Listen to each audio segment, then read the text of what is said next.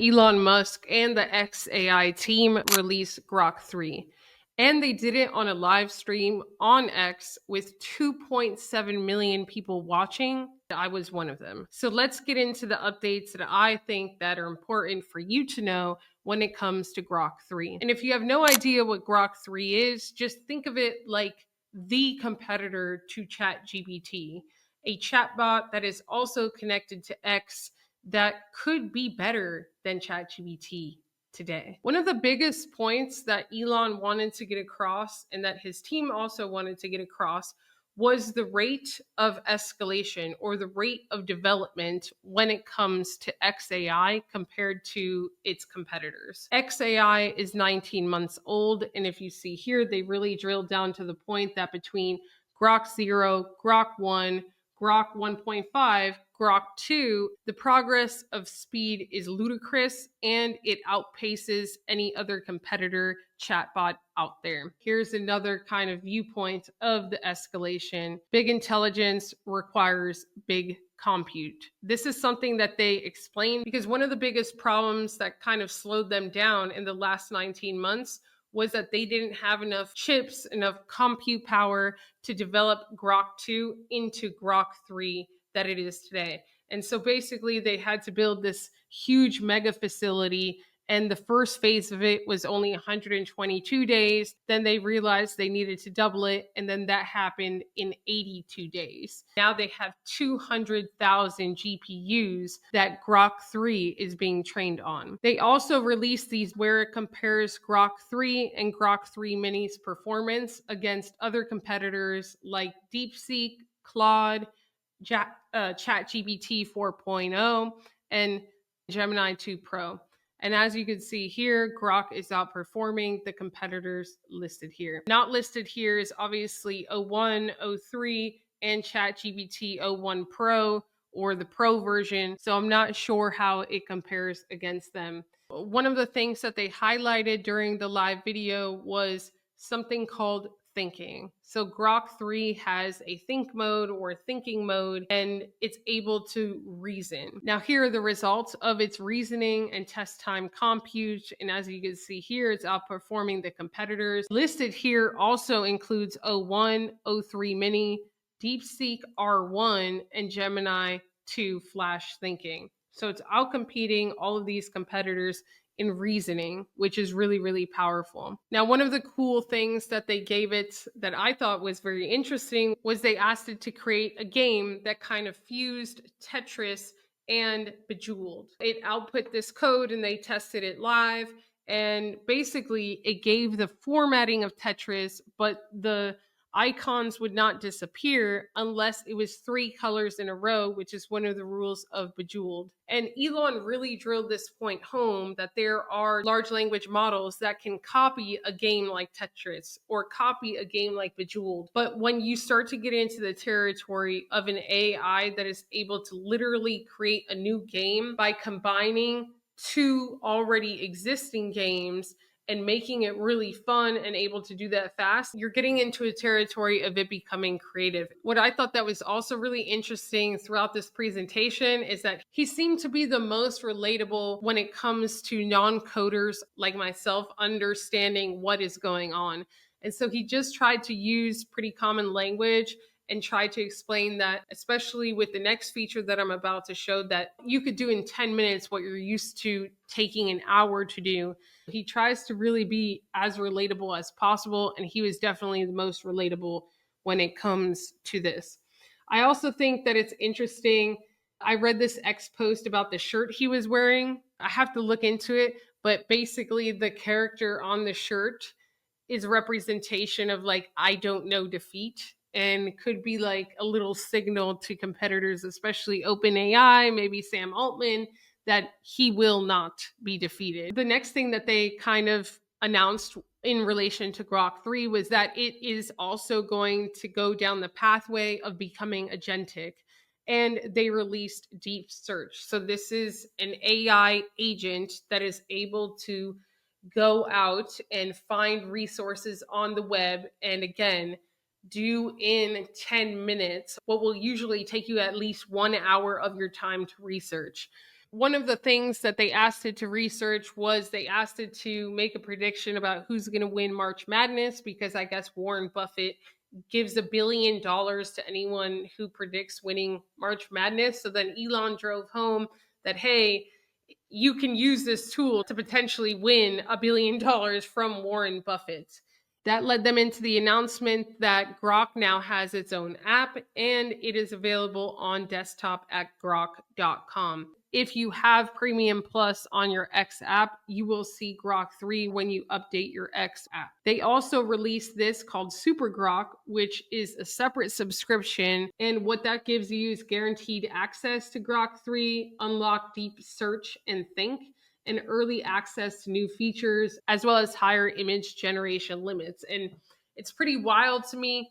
Just imagine he had 2.7 million people live. If even 1% of those people subscribe, I mean, I'm excited to see where Super Grok will go and how useful Grok really is. They also had a Q&A session, and a lot of the questions were from coders asking about API. Are they going to open source? But the one that kind of was most interesting to me was about their voice feature. So they will be releasing something similar to ChatGPT's advanced voice mode, where Grok is going to be able to have in-depth conversations with you. We know this because one of the mothers of Elon Musk's children shared on X that she actually had a conversation with Aura, and that may be one of the voices available with Grok 3. And she said that it was absolutely fascinating. Elon said that he tested the voice feature earlier that day and it just wasn't where it needed to be, so that it will be released within the next week. He said it feels like you're talking to a human. So let's see how Grok actually stands up to one prompt that I'm going to give it compared to ChatGPT. And let's see who wins. So to start using Grok, all you have to do is go to grok.com and you'll see this screen. If you don't have an account already, you'll see this sign-in screen at the top right. You'll click the sign-in screen, and then you can continue with X or continue with Google. To sign up, all you have to do is sign up with your X account or your Google account or put in your email. Because I'm a Premium Plus user on X, I should have access to Grok 3, and you know that you do. When you go down here, you could put the down arrow and then Grok 3 beta will show. Now in this video, I will test one prompt inside of Grok, and then I will test it inside of ChatGPT, and then we will compare. I'm going to upload my YouTube data for the last 90 days. This is my YouTube data for the last 90 days. Please advise on the next 8 videos that I should upload to my channel. Include a table to organize the title and the dates that I should upload. Also, include your reasoning. And then I'm going to click enter. As you can see here, it does its thinking process and it shows the seconds that it's thinking. And what it does is it kind of shows its reasoning like DeepSeek came onto the map with. And the only difference is that it kind of moves the reasoning along with it. I could also click this drop down button here. And when I drop it down, it will show it in real time. All right, I've got this data from a YouTube channel. I need to plan the next 8 videos. First, I noticed the videos related to AI, especially those involving popular tools like ChatGPT, Claude, and Google Notebook tend to perform well. For example, build your first AI agent with Claude. And then let's see what it says. So based on the analysis of our YouTube channel's performance over the last 90 days, I have identified key trends and insights to guide the creation of your next 8 videos. The goal is to maximize views, engagement, and potential revenue by focusing on topics that have historically performed well, such as AI tools, automation, productivity hacks, and LinkedIn strategies. Below, I provide a table of suggested video titles and upload dates, followed by detailed reasoning for these recommendations. So this is the schedule that it recommends. And what I think is interesting is it's showing that I should upload a video every 3 days, and that it really has doubled down on the best performing videos in terms of engagement and in terms of the topics. I also think that it's ironic that the first video says that I should do is mastering Claude instead of mastering Grok, but that makes sense based on the performance data. So this table is followed by the reasoning behind its recommendations. Focus on high performing themes, AI, automation, and LinkedIn. So it says AI, videos related to AI tools have consistently performed well in terms of views, watch time, and subscriber gains. So this one gained me almost 8,500 views, 408 watch hours, and 211 subscribers. And that is true.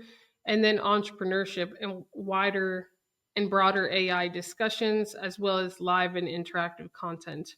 Video length and format. The top performing video is 14 minutes long and has high watch time. This suggests that in-depth tutorials around 10 to 15 minutes resonate well with your audience. And then it also shares some title and thumbnail strategies. So videos with high impressions suggest effective titles, and these got the highest CTR. Titles that include phrases like beginner friendly, step by step, and ChatGPT or Claude tend to attract clicks. Spacing uploads every 3 days allows time for videos to gain traction. The daily views data ends on February 17th, so I recommend starting the upload schedule on February 18th. It's a pretty solid summary. Let's go to ChatGPT. I will give it the same prompt that I gave Grok, as well as the same data. So as you can see here, my YouTube analytics for the last 90 days and the same prompt. I'm going to click enter and let's see how it does. So just off the bat, we are able to visually see the spreadsheet that has been uploaded, which I think is pretty cool. And then it starts to reason as well. It's moving slower and it's only showing like bullet points. It does come back pretty quickly. And here are the recommended upload dates. I also find it interesting that it created completely different topics. So let's see this. So it says 10 rapid fire personal branding tips. Avoid these 3 costly mistakes in your brand. Q&A, your toughest personal branding questions. Case study, how I turned a struggling brand into a powerhouse. This is actually, I don't know its reasoning. We're going to get to it. But when you actually look at the channel and the highest performing videos, Grok's analysis seems to be more correct. The AI specific tutorials and videos are gaining the most traction, especially within the last 90 days. So I don't understand why it didn't even include an AI video in its analysis. Because this is so wrong, I'm going to try again. And I'm going to confirm that I uploaded my data. Maybe I'll upload the zip file instead of the Excel. And it's still wrong. This is wild to me. So because this is still so wrong, I'm going to say, why would you ignore the fact that AI related videos get the most views and subscriber gains?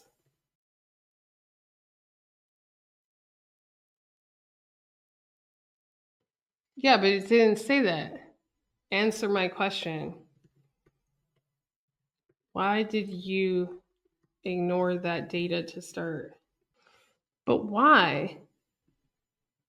But why if I gave you my personal files? So what it's basically saying is like, I ignored the data you gave me and I just based it on top personal branding channels. Okay, so this is the real reason.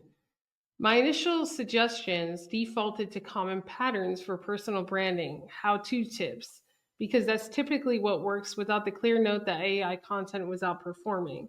So basically ignored it. I missed the explicit crystal clear directive that AI is top performing focus here. It wasn't a directive because I trusted you to identify it within my data. So why did you ignore it?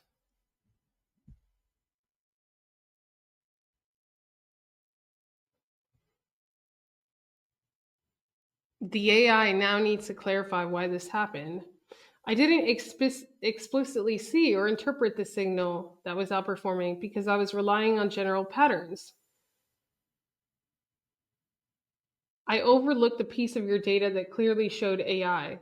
Did you overlook it or did you choose not to use it? So I'm going to say, did you overlook it or did you make an assumption that led you to choose to not really look at my data? This is critical because it may mean that you're asking it for personal things and then that it's just looking at patterns. So it's just saying, this is wild to me. I made an assumption rather than fully dissecting your personal data. In other words, I defaulted to the typical best practices. Why would you do this? I'm going to say, why would you do this when my prompt was, and then I'm going to put the prompt.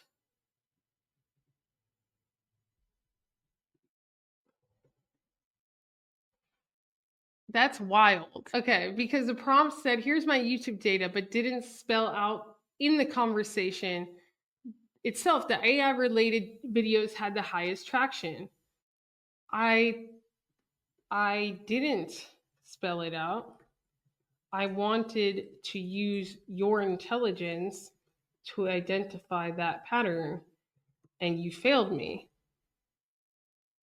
I understand your frustration, and I apologize for not catching that pattern. Here's what happened: assumption overrode analysis, insufficient deep dive, overlooking the core insight.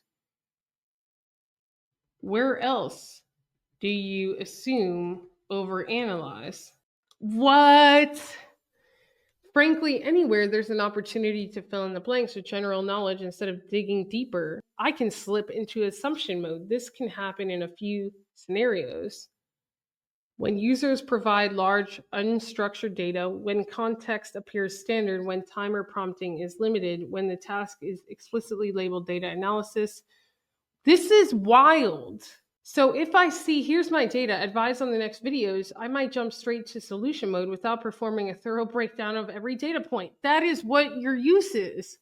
There are no words. I can't believe that it said, yes, you gave me the data, I chose to ignore it, and I just made assumptions. I gave Grok 3 the same prompt, and this is what Grok 3 gave me. In your opinion, who performed better in this instance? You or Grok 3?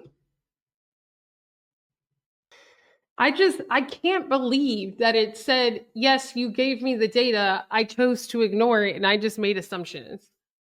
If you're judging solely on who used your actual data more effectively, yes, my actual data, Grok 3 clearly outperformed me. Here's why. Data-driven insights. Grok 3 explicitly highlighted which topics, okay, and which days outperformed. I, on the other hand, relied too heavily on generic personal branding strategies instead of leveraging the clear pattern. Actionable recommendations. They matched their video titles and content themes. Structured specific summary. Grok 3 provided a thorough breakdown with bullet points. Bottom line, Grok 3's response aligned its entire content strategy directly with your analytics. My initial response was best practices approach that didn't leverage your unique data. So if the measure is who used the information from your last 90 days, Grok 3 gets the nod. This is just one prompt, and this was not planned. I'm actually so surprised with ChatGPT because I use ChatGPT daily. Like, there are tools within the ChatGPT interface, like GPTs, that you can create. And honestly, Grok should create that type of thing, because if they did, I think that there would be a lot of people that would probably be using Grok instead of ChatGPT. What's wild to me is that I gave it the personalized data. ChatGPT is supposed to be great with data analysis, and it did me dirty in this scenario. It just chose to assume instead of actually analyze the personalized data. And I don't know, this is, like I said, it's a great start for Grok. It's wild.